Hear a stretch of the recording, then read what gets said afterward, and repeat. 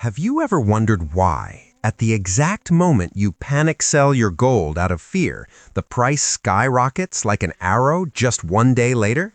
Is the market watching you? Is the exchange rigged? No. The truth is far more bitter. Your brain is hardwired to destroy your own profits.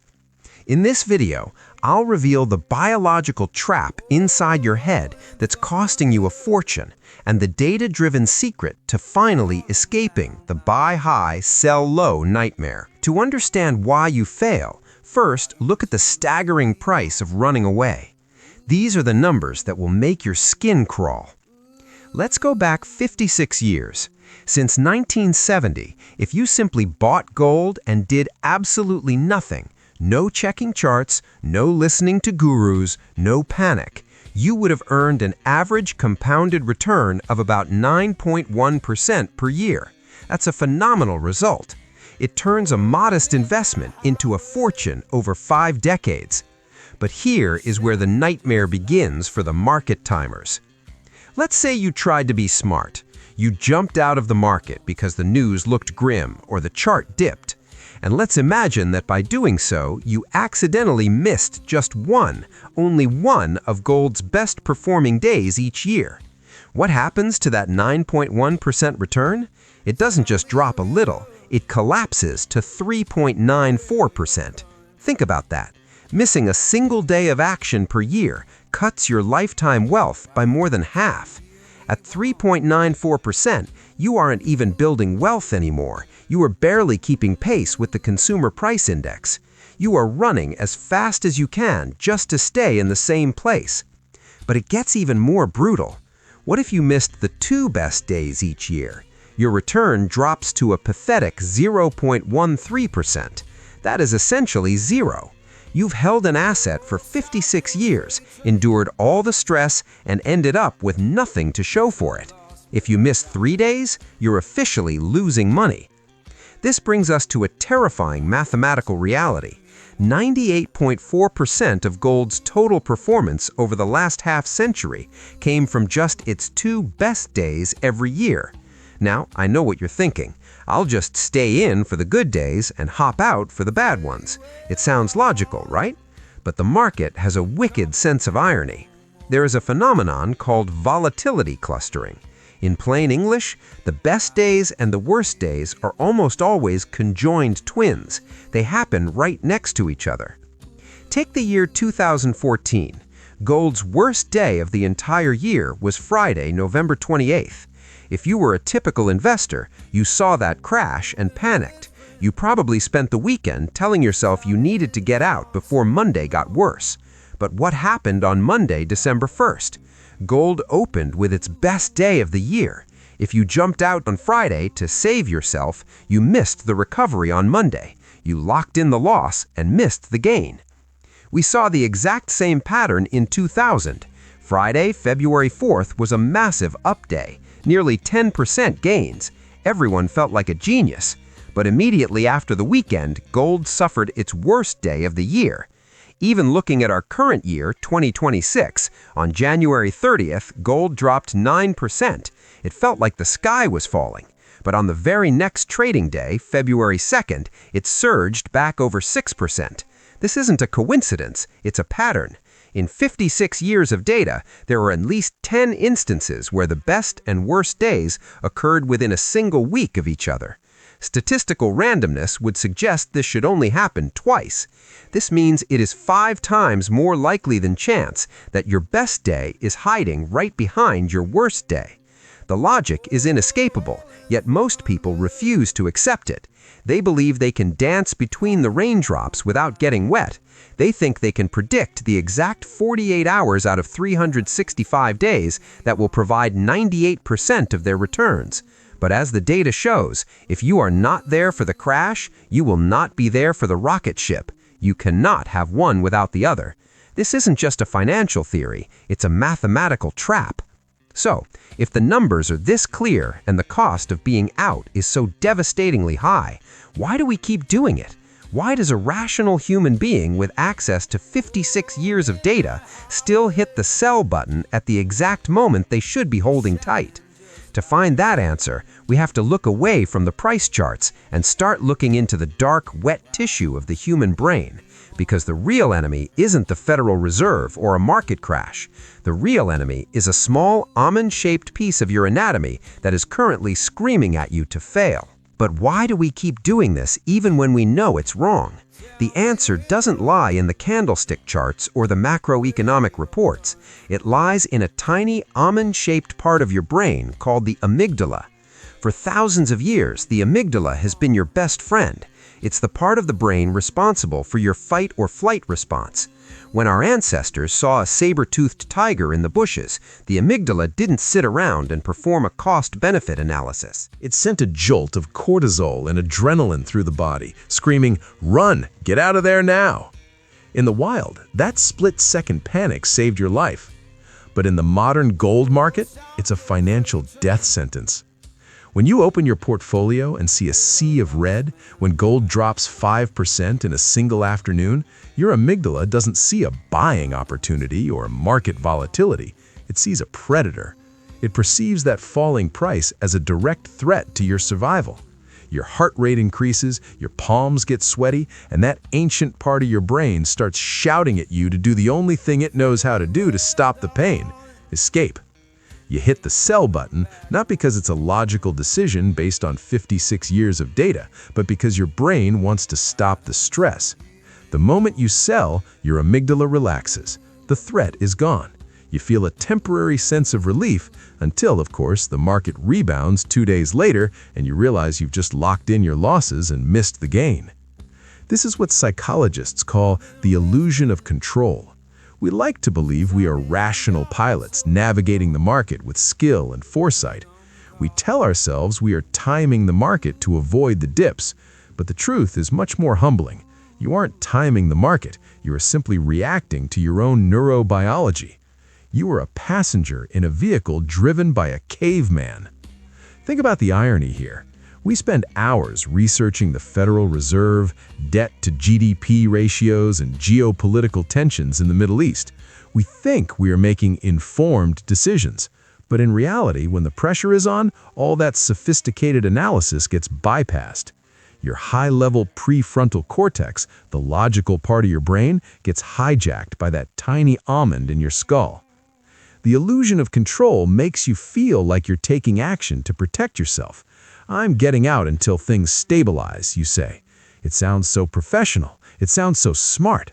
But stabilization is just another word for "I'll wait until the price is high again and the scary red numbers go away." By the time you feel safe enough to get back in, those 2 best days of the year have already passed you by. It's a cruel joke of evolution. The very mechanism that kept us alive in the jungle is the same one that keeps us poor in the 21st century. And it gets even deeper. Our brains are also victims of recency bias. We subconsciously believe that what happened yesterday will happen today, and what happened today will happen tomorrow. If gold fell today, our amygdala assumes it will fall forever. We lose the ability to see the 56-year horizon because we are blinded by the 24-hour panic. We also suffer from loss aversion. Studies in behavioral economics show that the pain of losing $1,000 is twice as powerful as the joy of gaining $1,000. This is why you feel the worst days of gold so much more acutely than the best days. This psychological imbalance forces you to over-prioritize avoiding the down days. So, let's be honest with ourselves. How many times have you timed a trade only to realize later that you were just managing your anxiety? How many times have you told yourself you were being tactical when in reality you were just being human? Recognizing this isn't about shaming yourself, it's about enlightenment. It's about realizing that the market isn't something you beat with a better chart, it's something you survive by beating your own instincts. If you want to actually win at this game, you have to learn to sit with the discomfort. You have to learn to watch the tiger on the screen and stay perfectly still. Because as soon as you run, the tiger wins. But how do we actually do that? How do we build a system that is stronger than our own biology? How do we turn from the con man of our own instincts into a disciplined accumulator of wealth? The answer isn't more willpower, because willpower eventually fails. The answer is a strategy designed to bypass the amygdala entirely. So if willpower isn't the answer, what is? If our own biology is rigged against us, how do we transform from the prey that panics into a disciplined hunter who prospers? The secret isn't working harder, it's building a system that makes it impossible for your amygdala to interfere. We need an antidote for our instincts. That antidote has a name, DCA, or dollar cost averaging. Think about it. The reason you panic is you feel the need to make a big decision every time the price moves. Should I buy now? Should I sell now? Every decision is a chance for your amygdala to hijack your brain. DCA removes the decision entirely. By investing a fixed amount at regular intervals, no matter the price, you stop being a market timer and start being a wealth accumulator. When the price drops, your DCA plan buys more gold. When the price rises, it buys less. You've effectively automated your discipline. You are no longer watching the tiger on the screen. You've put the tiger in a cage. This is how you ensure, mathematically, that you are present for those 2 best days of the year. You don't have to guess when they are coming because you are always there. But there's a deeper level to this hunter mindset. Understanding the real cost of movement. The market timer doesn't just lose profits by missing the best days. They bleed money through hidden wounds. Every time you jump in and out, you're paying transaction fees. You're losing money on the spread, the difference between the buying and selling price. And in many jurisdictions, every sell is a taxable event. When you add up the fees, the taxes, and the spreads, a trader who successfully timed a 10% gain might actually walk away with less money than a buy-and-hold investor who just sat still. In the world of precious metals, not doing anything is often the most expensive skill to master, but it's the one that pays the highest dividends. Let's look at the opportunity cost. While the panic seller is spending their weekends stressed, staring at 1-minute charts and losing sleep over a 2% dip, the disciplined investor is living their life. They are focused on their career, their family, or their health. This mental bandwidth is a profit in itself. By choosing not to play the timing game, you gain the freedom to let your capital work for you. There is a profound irony in investing. The more you try to control the market, the more the market controls you. The con man of your own instincts tells you that you are being active and proactive. It makes you feel productive to hit that trade button. But history shows that for 99% of people, activity is just a fancy word for wealth destruction. Real discipline is boring. Real investing is like watching paint dry or grass grow. If you want excitement, go to a casino. If you want to build a legacy in gold, you must embrace the silence. You must accept that your job isn't to outsmart the global financial system. Your job is simply to not quit. Consider the 80-20 rule, the Pareto principle. As we've seen, a tiny fraction of the time produces almost all of the results. Your only goal is to make sure you are in the room when those 5% of days happen. You don't need to be a genius. You don't need a PhD in macroeconomics. You just need to stay in the room. By shifting your perspective from a prey mindset to a hunter mindset, you change the chemistry of your portfolio. You stop being a victim of volatility clustering and start becoming its beneficiary. Remember, the market is designed to transfer money from the impatient to the patient. It is a massive machine built to exploit the amygdala of the masses. Once you realize this, you stop playing their game. You stop trying to beat the clock and start letting the clock work for you.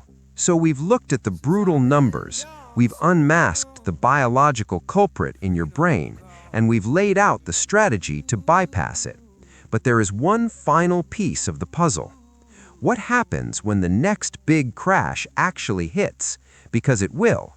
And when it does, everyone around you will be screaming. What will you say to yourself in that moment to make sure you don't become another statistic? At the end of the day, the gold market isn't a battleground of charts or interest rates. It's a battleground between you and your own DNA. We've seen the numbers.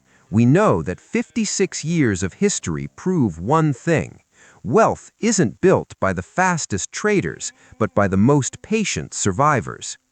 If you try to win every single day, you will eventually lose the decades.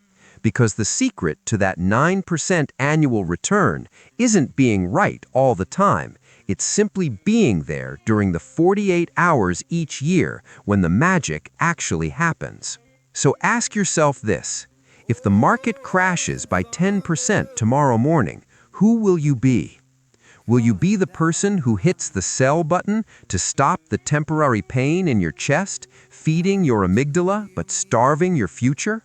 Or will you be the one who smiles, knowing that this volatility is just the fee you pay for long-term performance? The choice to be a market timer is a choice to let a tiny part of your ancient brain gamble with your life's work. The choice to hold is a choice to trust the math over the fear. I want to hear from you. We've all been there, that moment of panic where the red numbers became too much to handle.